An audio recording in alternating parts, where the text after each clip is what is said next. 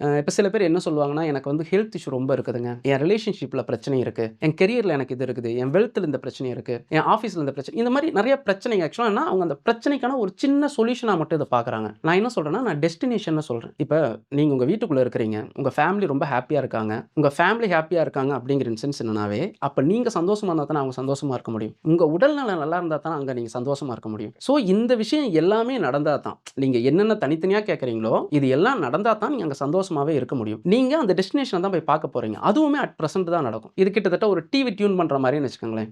நாம ஒரு டிவி பார்த்துட்டு இருக்கிறோம். எனக்கு அடுத்த சேனல் மாத்துறேன். நான் மாத்தும்போது கண்டிப்பா ஒரு சேனல்ல எனக்காக புதுசாலாம் எடுத்து பண்ண மாட்டாங்க. அது ஆல்ரெடி பிராட்காஸ்ட்ல இருக்கும். அத நான் பார்ப்பேன். கிட்டத்தட்ட உங்க வாழ்க்கை அங்க நடந்துட்டு இருக்கு இல்லையா? பிரசன்ட்ல அங்க நடக்குது இல்லையா? அதுக்கான ஃப்ரீக்வன்சிக்கு நீங்க மாறுறீங்க. எப்படி ஒரு சக்கர விழுந்தா அத நோக்கி ஒரு எறும்பு போகுதோ, அதுதான் இது எப்படி சொல்ல இந்த ஃப்ரீக்வன்சி வைப்ரேஷன் சொல்லலாம். ஒரு இடத்துல ஒரு பொருள் இருந்துச்சுன்னா, அந்த பொருளோட தேவை இருக்கிற விஷயம் அந்த இடத்துக்கு போயிரும்.